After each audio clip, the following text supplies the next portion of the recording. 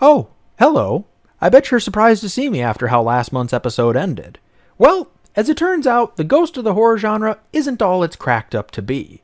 Which I suppose does make sense because it's basically a grim imitation of the state of horror movies today.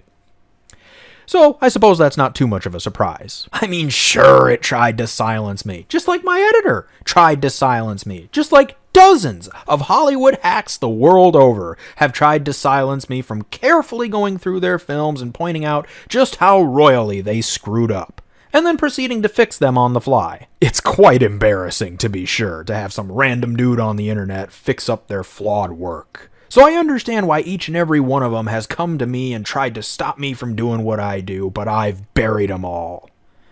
Well, except my editor. But let's face it, that's just because my time is far too valuable to be chopping up footage from my own videos. Or whatever it is he does. So sure, I've ended a fair few careers in my time, but the movie industry has been far better off for it. And that's why I'm still here, because whether they want to admit it or not, Hollywood knows they need the doctor. So anyway, hello internet, I'm Hollywood's premier script doctor, and I'm here to fix up Hollywood's screw-ups one movie at a time. You're welcome. And what movie am I saving this month? The Good Dinosaur. It's a Pixar film. A Pixar film? What the heck is that doing on my show? One of our fans requested you fix it up. Oh, neat. Well, I'm nothing if not accommodating to our fans. Have you ever seen this movie? No, but it can't be nearly as bad as the last one you had me save.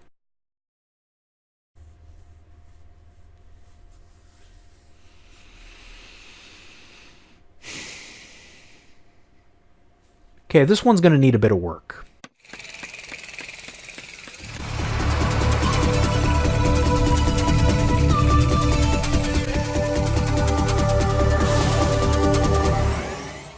So, as always, I'm going to start the video by talking about what we actually got in the theatrical release, as well as what I think they got right and wrong, and then talk about how I'm going to fix it. If you aren't interested in that, then just go to this timestamp for the start of the actual fixer-upper portion of this video. So, what's the story? In an alternate timeline, the meteor that would have killed the dinosaurs 65 million years ago misses Earth, and everything changes. Well, not really. Actually, it turns out that the only real changes is that the dinosaurs now have human intelligence and the humans are now like dogs, but I'm getting ahead of myself. 65 million years later, Apatosaurus farmers have children, Libby, Buck, and our tiny little Arlo, who isn't very good at feeding chickens. But honestly, when they look like that, I wouldn't be too keen to go near them either. While everyone else makes their mark with a footprint on the silo, Arlo doesn't. He's kind of a scaredy cat, which makes the task difficult. His father Henry tries to help Arlo by putting him in charge of guarding the silo, and even helps him set a trap. It ends up capturing a young human boy, but Arlo sets him free, again mostly out of fear. I mean, the kid did look pretty fearsome, what with him being totally 100% trapped and unable to hurt anyone. And also because he can't just kill him, that would be inhumane. In Dinosaur, he can't kill him. But the dad is really upset at this, and so takes Arlo out of the safety of their walls to get the little varmint. So, really, it is going to be the dad's own fault when he gets washed away by a flash flood after throwing Arlo to safety here in a few minutes, but again, I'm getting ahead of myself. Without his dad, Arlo has to work harder, but then he sees the boy again, and Arlo angrily attacks him and both fall into the river. Arlo is swept downstream and knocked unconscious. He floats face up, completely ignoring how physics works, because otherwise he may have drowned. He wakes up far from home and tries to survive on his own, but becomes trapped under a rock. The next day, Arlo wakes up and finds that he's actually free, and the boy tries to feed him with dead animals, but Arlo refuses to eat him because that would be inhumane. In dinosaur mane? He doesn't eat him. The boy then leads Arlo to a berry tree, where the kid fends off a large snake that actually has feet, because that doesn't go against what a serpent is. It amazes Arlo, and even impresses a nearby crazy Styracosaurus named Forrest Woodbush. Oh, so many possibilities, so many jokes. But which one to choose? Ooh, that one. Poor guy, he's just one ball short of having all his marbles. Forrest and Arlo start a name-calling competition for the kid, and Arlo wins with the most demeaning name possible, Spot. There's some gophers, but who cares, they're already gone before I could even finish explaining it. Arlo is sad about his lost family, and Spot reveals that his own parents are also dead, in admittedly a quite good scene that was handled almost entirely with visuals. This movie needed more of that. And when a storm strikes, Arlo runs away out of fear and loses the river that he was using to follow home. Then they find a band of pterodactyls led by the self-proclaimed Thunderclap. Taserface!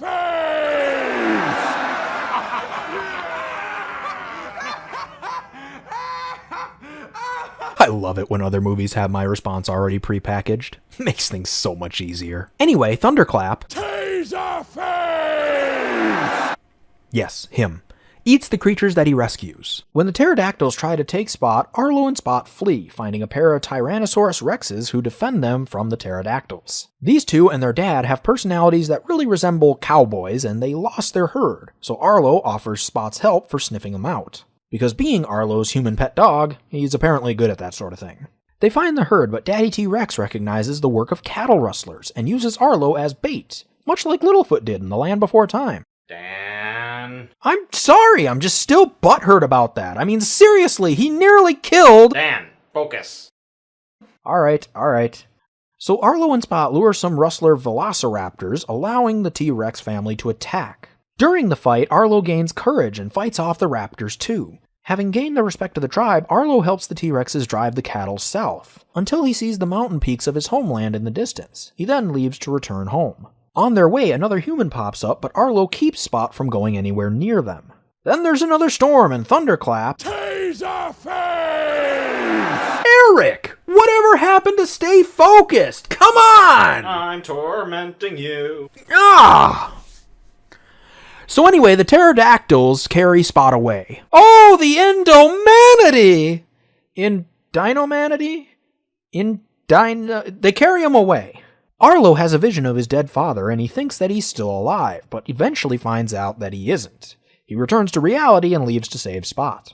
Arlo finds and attacks the pterodactyls, who have cornered Spot at the river, and Arlo and Spot eventually knock the pterodactyls into the river. When another flash flood occurs, Arlo tries to jump into its way to protect Spot. In case you haven't seen the movie, it went a little something like this. No!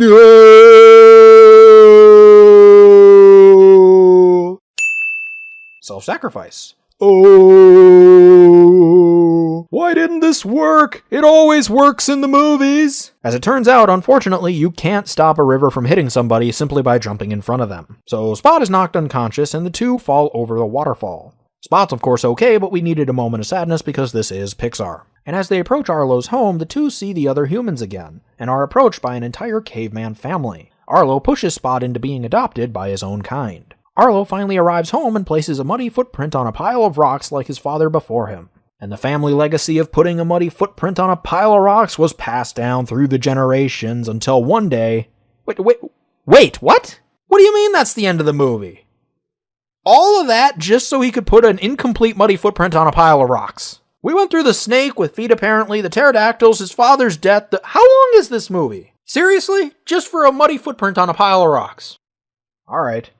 So, clearly this movie has some problems. It obviously struggles with a lack of identity. I'm not sure that the filmmakers were 100% sure of what kind of film they wanted to make. And because of that, the tone of this movie isn't as consistent as it needs to be so that the big moments actually hit you emotionally like they do in other Pixar films. I mean, when his dad died, I should have felt something, but I didn't. And I think that this lack of identity, as well as the fact that many of the characters just weren't as engaging or likable as they could have been, was a big reason for that.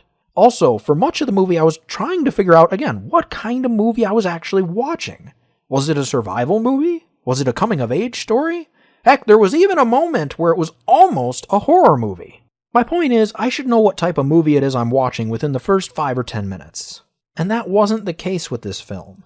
This is also obviously caused in part by the seeming lack of focus, which is illustrated by the fact that they had a lot of characters coming into the film and then disappearing after a minute or two, never to be seen again. Looking at you, Mr. Woodbush. But that isn't to say that there wasn't a lot that I liked about this movie. I mean, the animation was spectacular, especially with things like the environment and the water. My goodness, the water was phenomenal.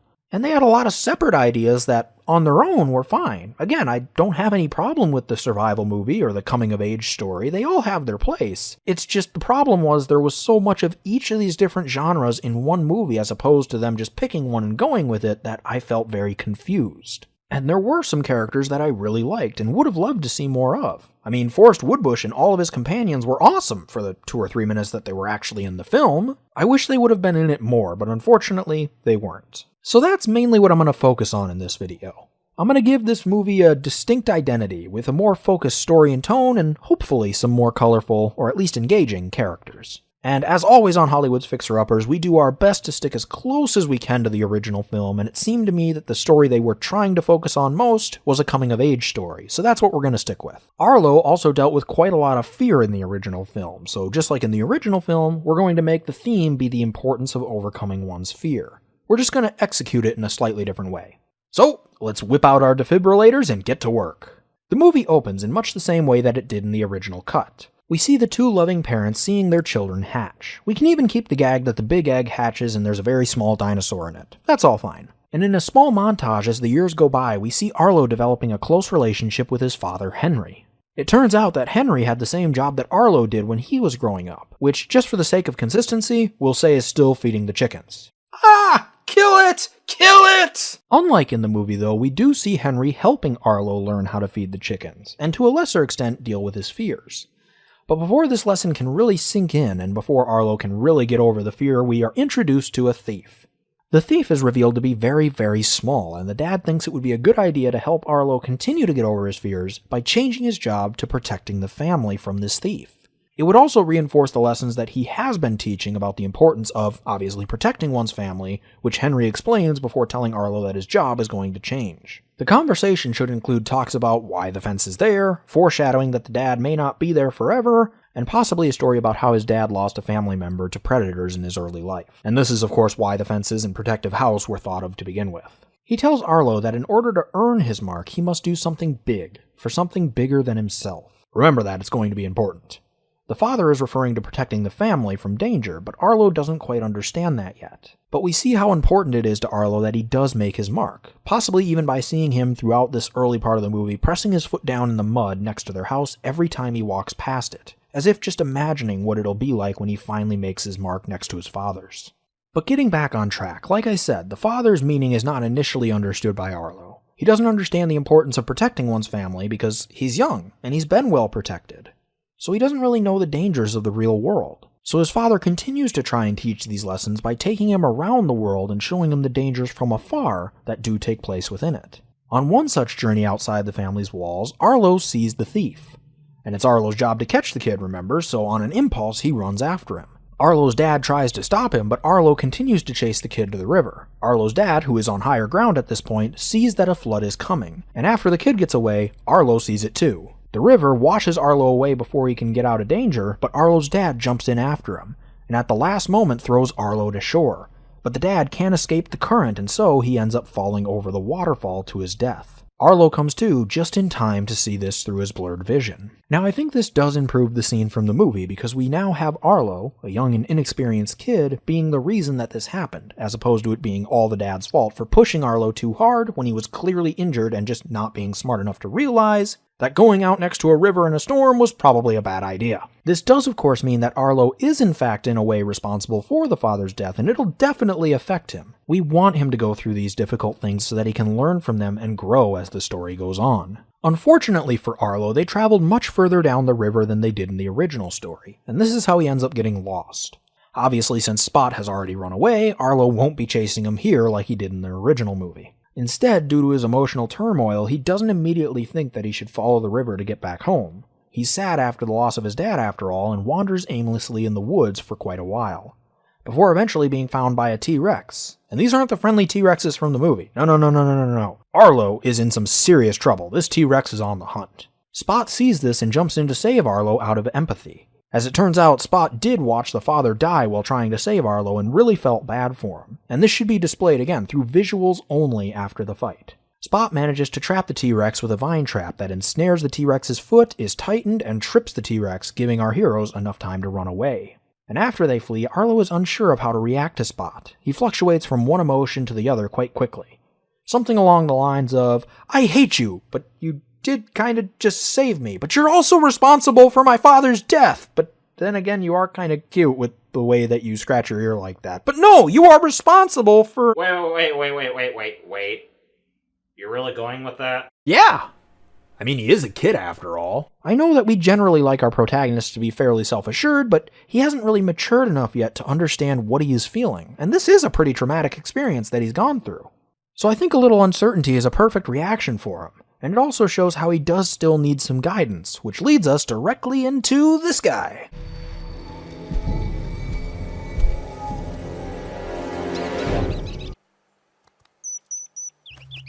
Yes, we need him. Yeah, seems like the perfect mentor to me. You can't be serious. The next portion of the movie should be Oh my gosh, he's actually serious. dedicated to strengthening the theme of fear and how Arlo cannot overcome it like Spot can. Spot continually protects him and Arlo is not able to return the favor, and Forest Woodbush stands frozen in the background. We have a scene where a Titanoboa finds them while hunting in a forested area with a lot of long grass, since this allows the snake to jump up and scare Arlo from multiple angles. Spot isn't initially sure how to handle this snake, and Arlo is again terrified. The snake lunges at him, misses, and bites a tree, which produces a loud crack. This gives Spot an idea. He lures the snake to the tree, diving behind it at the last moment when the snake attacks. This forces the snake to hit the already destabilized tree, knocking it down on top of itself. And after our heroes have retired for the night, they get to talking about their families. Arlo is explaining to Spot and Forest Woodbush what happened to his father, and Spot responds like he did in the movie by drawing his story in the sand. Arlo then asks Forest Woodbush what happened to his family, and he responds by saying this. This is Fury. He protects me from the creatures that crawl in the night. This is Destructor. She protects me from mosquitoes. This is Dream Crusher. He protects me from having unrealistic goals. And this is Debbie. Arlo is understandably a bit confused by the response, because this is clearly not his family, or at least his original family. He points that out to Forrest and then asks why Fury didn't protect them from the Titanoboa, which would qualify as a creature that crawls in the night, but only receives a sideways response when Mr. Woodbush starts communicating with Debbie. Arlo allows the matter to drop because it's really not that important, so Mr. Woodbush has managed to weasel his way out in his own crazy way. We have another scene where Thunderclap and his pterodactyl buddies attack, similar to how it happened in the film. However, unlike in the movie, Arlo is still too afraid to protect Spot, and he actually runs out of fear. This leads him to experiencing a lot of shame and guilt, and self-loathing, because he believes that he's just left Spot to his doom. But Forrest has a talk with him after reaching safety and teaches him the importance of acting despite fear, and that fear is okay. The role that was originally given to the T-Rexes in the actual film. Now, the reason that I'm not giving it to them in this film is because I want to keep the focus on our main group of characters. And of course, we were already attacked by a T-Rex earlier, so Arlo probably wouldn't exactly be too trusting of them. I also want to point out that for the first time all movie, Forrest is not acting kinda nuts. His eyes aren't crossed, he isn't communicating with his creatures, he's just calmly giving Arlo the advice that he needs in as straightforward a manner as possible. As it turns out, this is because that whole crazy persona is just a facade. Forest Woodbush, like many creatures in this world, have lost family to predators. This traumatic moment had a huge effect on the rest of his life, and he has collected these creatures and tried to trick himself into believing that they will protect him from danger and all harm. He's basically hiding from his fears, and in that moment, Arlo realizes that Forrest is exactly what Arlo will become if he doesn't learn to face his own fears. And with this realization, he's able to summon enough courage to go after Thunderclap and Don't you dare! Don't you even think about it! We good? Alright. Taserface! Alright, that's it. That is it! I'm done. I'm going to Paris. See ya. You can't go now. This is a fan request. And besides, you're contractually obligated to finish this video.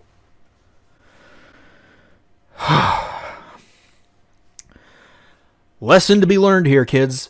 Never sign anything without reading the contract first. It's the last time I ever do that. All of this obviously builds up to the final scene, where Arlo again jumps in to save Spot, because at this point he realizes the importance of family protection and sticking together, and the importance of overcoming one's own fear. Not just for the other creatures around him, but for himself as well. And just like in the movie, he does save Spot and return home. However, I do not believe that it ends the same way. Do you remember this scene? If we don't get this harvest in before the first snow, we won't have enough food for winter. Yeah, I believe that when he returns home, he finds that his family has died. Now, I know that's probably going to be very hard to take in, especially for a Pixar film, and in scripting this video, I really struggled for a long time as to whether or not I actually wanted to go for this ending. But in the end, I felt I had to, because it does serve a purpose. You see, this whole film has been building up the importance of facing your fears and overcoming obstacles, as well as the importance of sticking together and the value of family. In the beginning of the film, we had a very strong father character, who was the guardian of the family. He was the character that Arlo was supposed to become, however, before the father could teach him all he needed to know, he died. But that doesn't mean that Arlo had no family. Even with his birth family gone, he still has Spot and Forest. And he can still become the person that his father wanted him to be, as well as the one that he now wants to become. He can finally actually do what his father was saying he should do in order to earn his mark. Something big for something bigger than himself. He can become the protector of this new family, and make sure that nothing bad happens to them. And while he could still do this with his original family being alive, I think that it is a more powerful message to the importance of family and sticking together and helping one another, if he is able to accept Spot and Forest as his new family and watch over them right after learning about his own family's fate. I also think that it displays his strength of character as well. So we end on a wordless display of visual comfort from Forest to Arlo, as Arlo stares up at his old home and the muddy footprints that are on the walls. Then Arlo turns around, picks up Spot, and walks away with purpose. Again, this is meant to display that he's fully accepted his father's role in this new family, and he is now their protector. It shows how much he's grown from that impulsive and scared little kid he was at the beginning of the film. And Arlo deciding that he has not yet earned his mark shows that he's going to earn it by protecting his friends and family. Again, something big for something bigger than himself. So they leave his old home, that's it, roll credits. So that was The Good Dinosaur, Hollywood's fixer-upper style. First of all, I want to thank Tello64 for requesting this video. I hadn't actually seen the movie before preparing for the video, and it was a lot of fun to make. But what did you guys think? I'm honestly interested to hear what you thought of how I ended it, because even at this point, I'm still kind of going back and forth on it. Like I said, I think there was definitely some pros to it, and I also think that if I had tried to manufacture a happy ending, where Arlo goes back, meets his family, and they basically adopt Spot and Forest Woodbush, it would have clashed with the overall tone of the film. So with all that being said, that's why I went with it, but like I said, I'd like to hear what you thought, so let me know in the comments section below, and don't forget to like, share, and subscribe for more videos every single Friday. The schedule of our shows is up on the screen, so you know what to expect from us in the future, but with that being said, thanks for watching, and have a great day.